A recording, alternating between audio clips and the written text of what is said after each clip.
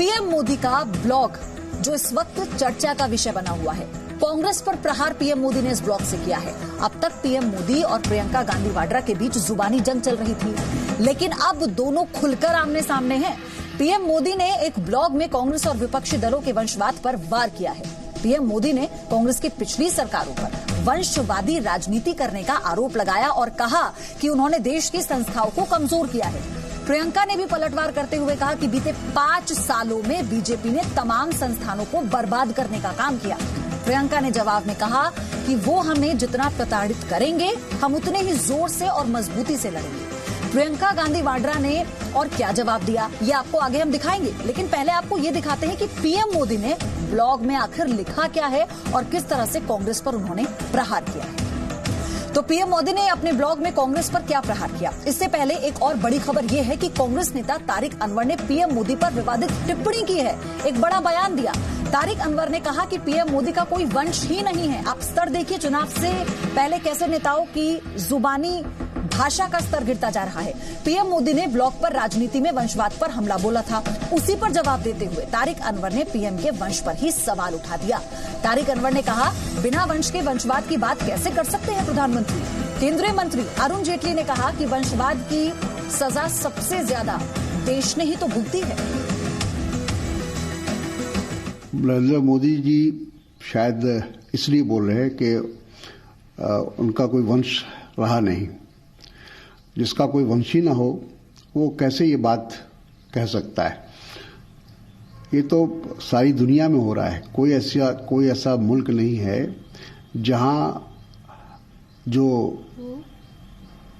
जहां वंश को आगे नहीं बढ़ाया जाता है।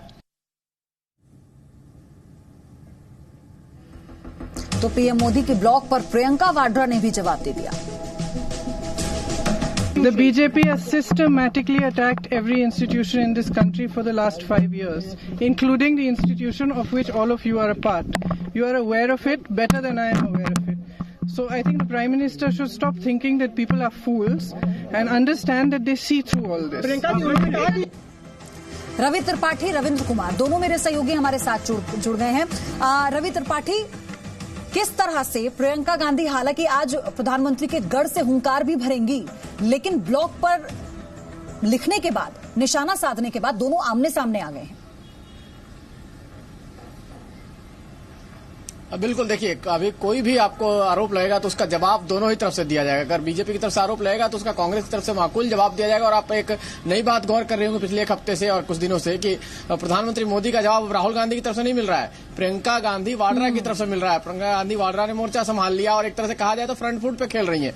2014 के लोकसभा चुनाव में भी ऐसा ही था, राहुल गांधी बैकफुट पे हो गए थे, फिर से प्रियंका गांधी जो है वाड्रा है ये कहीं ना कहीं नरेंद्र मोदी के सवालों का जवाब देती थी। तो ये टेस्ट लगेगा, क्योंकि वंशवाद का सवाल जब भी किया जाएगा तब भी गांधी परिवार पर सबसे बड़ा आरोप लगेगा। क्योंकि आपने एक देखिए 6ठी पीढ़ी आपकी राज कर रही है। इसके अलावा पूरे देश भर में लालू का परिवार, मुलायम सिंह का परिवार, करुणानिधि का परिवार, जिसका देखो परिवार, सब परिवारवाद चला रहे हो। ऐसी स्थिति में प्रधानमंत्री मोदी सिर्फ गांधी परिवार को नहीं कह रहे हैं, वो पूरे परिवारों पर हमला बोल रहे हैं। और गांधी परिवार की बात भी होती है कि अगर आप वंशवाद की वजह से संस्थाओं को खत्म करने का अगर नरेंद्र मोदी पर आरोप लगा रहे हैं तो आप पर भी आरोप है। आप पर आरोप है इमरजेंसी लगाने का देश में, आप पर आरोप है 356 जो राष्ट्रपति शासन लागू करने का पूरे देश में सबसे ज्यादा रिकॉर्ड आपने बनाया इस मामले में।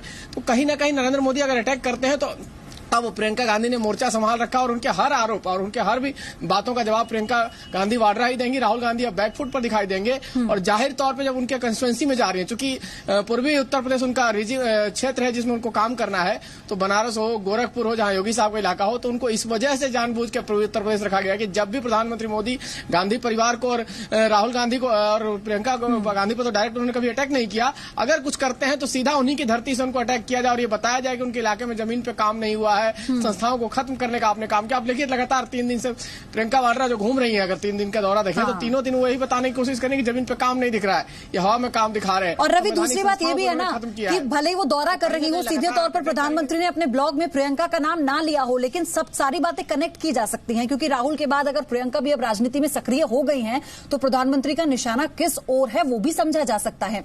रविंद्र मेरे सहयोगी भी जुड़े हुए हैं। रविंद्र, लेकिन भाषा का स्तर तो उतना ही नीचे गिरता जा रहा है। अब आप एक प्रधानमंत्री हैं देश के, एक पद है देश का, एक बहुत बड़ा पद है देश का, सबसे बड़ा पद है देश का, उसकी गरिमा पर सवाल आप उठा रहे हैं। देखिए, तारिक अनवर जब तक एनसीपी में थे बड़ा सभ्य नेता माने जाते हैं, लेकिन कहा जाता है ना कि संगति का असर होता है, तो कहीं ना कहीं शायद कांग्रेस में ज्वाइन करने के बाद उसमें अपना कद बढ़ाने या फिर लॉयल्टी दिखाने के लिए, क्योंकि काफी सालों तक वो कांग्रेस से दूर रहे हैं और सोनिया गांधी के विरुद्ध खड़ा होकर वो बाहर रहे थे, तो कहीं ना कहीं उस लॉयल्टी को दिखाने की कोशिश होगी। जाहिर तौर पर भाषा का स्तर काफी नीचे गिरता जाएगा और चुनाव के समय तो और भी देखने को मिलेगा। जो वंशवाद जिसे रवि भी बता रहे, देखिए पिछले 50 साल में इंदिरा गांधी, राजीव गांधी, सोनिया गांधी, राहुल गांधी, बीच में अगर नरसिम्हा राव को छोड़ दिया जाए या सीताराम केसरी, लेकिन पिछले 80 में जन्म हुआ बीजेपी का, वहां से देखिए तो वाजपेयी, अडवाणी, जना कृष्णमूर्ति हो, बंगारू लक्ष्मण हो, कुशाभाऊ ठाकरे हो, वेंकैया नायडू हो, राजनाथ सिंह हो, नितिन गडकरी, अमित शाह, यहाँ कहीं वंशवाद नहीं। प्रधानमंत्री नरेंद्र मोदी 5 साल से हैं, कोई परिवार के व्यक्ति ऐसा नहीं कि राजनीति में आ गया, तो कहीं ना कहीं वंशवाद अगर चिपक रहा है तो सीधे तौर पर राहुल गांधी, प्रियंका वाड्रा के ऊपर ही चिपकेगा। और जाहिर तौर पर प्रधानमंत्री ने जो आरोप लगाए हैं, ये चुनाव का समय है और भी आरोप गंभीर लगता जाएगा। आज भी आप सुनेंगे 4:30 बजे जब वो चौकीदारों से बात करेंगे, चाय वाला से चौकीदार वाला जो मुहिम चल रही है, उसमें भी निशाना गांधी परिवार ही होने वाला है। बिल्कुल। और रवि, एक और चीज है यहाँ पर गौर करने वाली, एक वो परिवार जिससे सबसे ज्यादा देश के प्रधानमंत्री निकले, एक पार्टी जिसने सबसे ज्यादा इस देश के प्रधानमंत्री के पद पर इसको संभाला, इसकी गरिमा को अपने दायरे में रखा, उसी परिवार, उसी पार्टी के लोग उसी पद के बारे में जब इस तरह की बयानबाजी करते हैं तो सबसे पहले उंगली तो उन्हीं पर उठेगी ना। बिल्कुल बिल्कुल। देखिए, चूंकि आपने सारे ट्रेंड सेट किया हुआ है, जो बात अगर आप नरेंद्र मोदी सरकार पर आरोप लगाते हैं संस्थाओं को खत्म करने का, तो ये आरोप आप पर सबसे पहले है। आपने देश में सबसे पहले इमरजेंसी लागू की, आपने देश की सबसे पहली सरकार को, राज्य सरकार, केरल की सरकार को अपने ईगो के चक्कर में वहां राष्ट्रपति शासन लागू किया, और आपने न जाने कितने राज्यों में राष्ट्रपति शासन लागू किया, उनकी राज्यों को खत्म करके अपनी सरकार लगाना, राज्यपाल अपना जो राष्ट्रपति शासन रखना, तो ये परंपरा आपने दी है, ट्रेंड आपने दिया। इंदिरा गांधी के जमाने में आपको याद हो कि तमाम सुप्रीम कोर्ट के जजेज का जो हायरार्की था उसको भी खत्म किया गया था, तो ये सारे ट्रेंड आपने दिए हैं। और जब यही काम दूसरा कोई की तरफ से दिखता है आपको कहीं से, तो आपको तकलीफ होती है, क्योंकि आप ही को ये अधिकार है, ऐसा आप मान के चलते हैं कि सत्ता चलाने का अधिकार आपको है, सारी चीज करने का अधिकार है, दूसरे किसी को कोई अधिकार नहीं है। चूंकि कांग्रेस पर को और गांधी परिवार को लग रहा है कि कहीं ना कहीं दूसरी बार आप सत्ता में वापसी नहीं कर पा रहे। अभी तक का आप ट्रेंड देख लीजिए पिछले 70 साल का, तो अमूमन जब भी सरकार गई है तो उसके 5 साल के बाद, 2 साल के बाद आपको सरकार वापसी आई और कांग्रेस को मौका मिल गया है। इस बार ये मौका मिलता नहीं दिख रहा है, तो कहीं ना कहीं इस बात की खींच भी है और टीस भी है गांधी परिवार को, और इस चक्कर में आप नरेंद्र मोदी पर और भी तीखे हमले देखेंगे, गांधी परिवार के भी और कांग्रेस के नेताओं के भी। बिल्कुल। और ये लड़ाई इसलिए भी दिलचस्प हो गई है ना रवि, क्योंकि रविंद्र, आपसे मेरा सवाल है, ये लड़ाई इसलिए भी दिलचस्प हो गई है क्योंकि आज वाराणसी में प्रियंका गांधी पहुंचने वाली हैं, आकलन होगा वहां पर, लोग इस बात को लेकर अब कहेंगे कि हमारे पास पहले कोई ऑप्शन नहीं था, अब तो ऑप्शन के तौर पर वो जा रही हैं, तो क्या उतना आसान होगा इन सबके बीच जो कुछ भी चल रहा है इस वक्त?